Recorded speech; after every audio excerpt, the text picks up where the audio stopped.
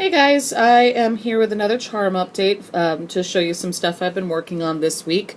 First of all, thank you to everybody who's been so nice and leaving comments and subscribing to my channel. It's been really kind of cool.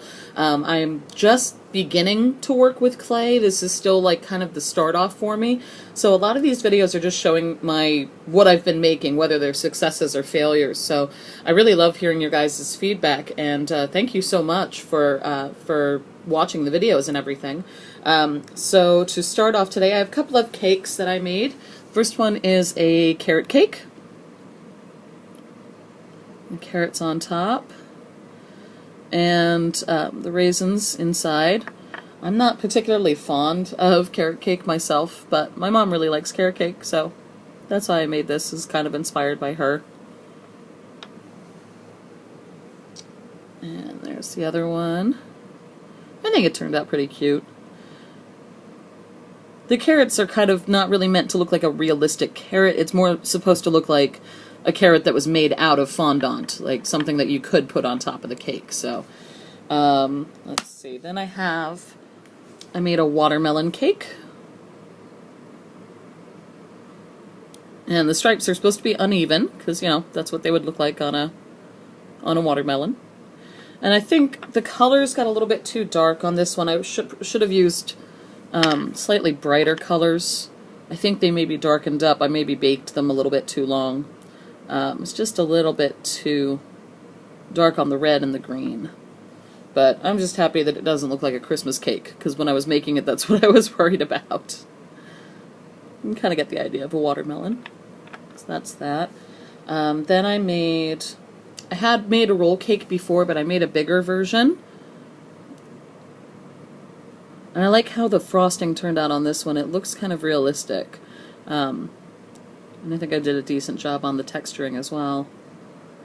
I don't know if you can see, it's a little bit too bright. There we go. So you can see the texture on the frosting. And then the whipped cream on top. Again, that was another experiment. I was just trying out some different techniques to see how they would look. Then I have, this is a Quicheflorentine. And that's basically just a quiche with spinach and usually some Swiss cheese or Gruyere cheese. Actually, I'm going to turn that light off. That looks better. I actually had one for breakfast a couple mornings ago, and I decided to try and make it in clay. So didn't turn out too bad, I don't think. Kind of a rustic thing. Again, that's how all of my stuff is, very rustic. There's that. Then I went on kind of a kick with making roses. So I turned some of them into like some bottle charms, and I'm really kind of happy with how they turned out. I'm going to try it in some different color combinations. The first one I made was this one, and I'm calling this one English Rose. So it's supposed to be kind of like a rose garden. So like in the green there's specks of red and purple to kind of look like flowers inside a meadow. And then the little rose buds on the vine and the big rose in the middle. I like how that one turned out. Then I made sort of a Gothic one. It's like my Gothic Rose with red and black. And that one's a little bit more stylized.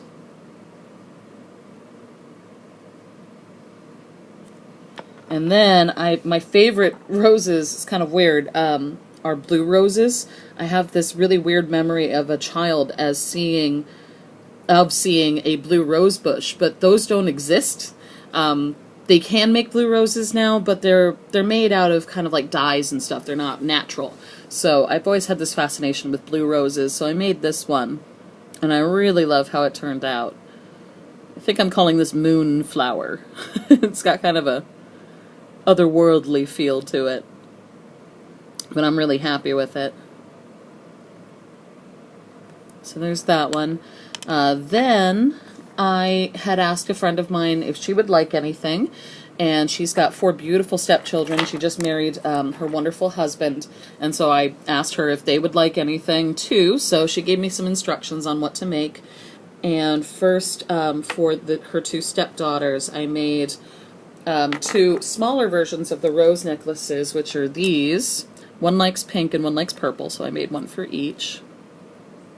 So this one's kind of a Barbie pink, and then that one's a deep purple with some holographic glitter in it. And I tried to make these more rosebuds, since they are, the girls are rosebuds themselves. They're still not in full bloom, so those are for them. And then for my friend, I made her a necklace, and I know that her favorite flowers are always yellow. And I haven't tried making, she loves daffodils, and I haven't tried making a daffodil yet, but I did make her a yellow rose. And it's got a blush, like a red blush in the middle. And it's just going to be a very simple necklace that'll hang like that. So that turned out very pretty. Then also for my friend, I made her this bottle charm that's supposed to be a music note on a staff. And I don't know, I haven't decided if I like this one or not. I think I'm going to have to try and remake it. I'm not entirely satisfied with it, but I hope she'll like it. It's kind of cute. And then for her and her husband, their names are Susanna and Dwight has a job where he has to travel a lot, so I made them these keychains, and it's a heart, and they have like a puzzle piece that only ever fits into the other side of the heart. So Susanna will have the D, and Dwight will have the S, and then when they come back together, the heart will be whole. Just like that. I thought that was cute. And the clay's not dirty, by the way. I used the gold glitter in the clay, so that's why there's spots. It's not because it's dust. Then also for Dwight, Susanna's nickname for him is Bear, so she asked me to make him a bear keychain. Let me move some of this stuff. And this is kind of the first time I've really gone into sculpting figurines. So I'm pretty pleased with how he turned out. I forgot to give him a tail. That's the one thing kind of bothers me. And then his one eye turned out a little wonky. You can see that the clay kind of bled. It was a little bit too soft, but still, I think that's pretty cute. I was trying not to make him too much of a teddy bear because, you know, you don't want a full-grown man walking around with a teddy bear keychain. That's a little weird, but hopefully he'll like that. Then for the kids, she gave me things that each one of them really likes.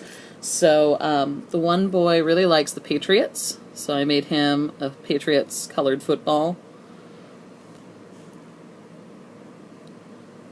That's pretty cute. Then the other boy likes lizards, so I made him this lizard. And I'm originally from Arizona, where we have like real lizards running around everywhere, and I don't like them, but this one I like. He's kind of an iguana type lizard. Then for the girls, one really liked turtles, so I made her a little turtle, and I really like how he turned out. I think he's super cute.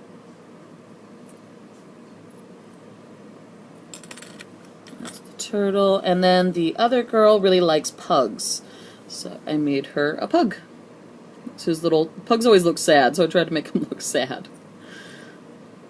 And I didn't give him a curly-Q tail. I realized afterwards my really good friend has a pug, and he's got that curly-Q tail, and so that was a mistake, but I think his face turned out pretty cute, and the texturing looks really good.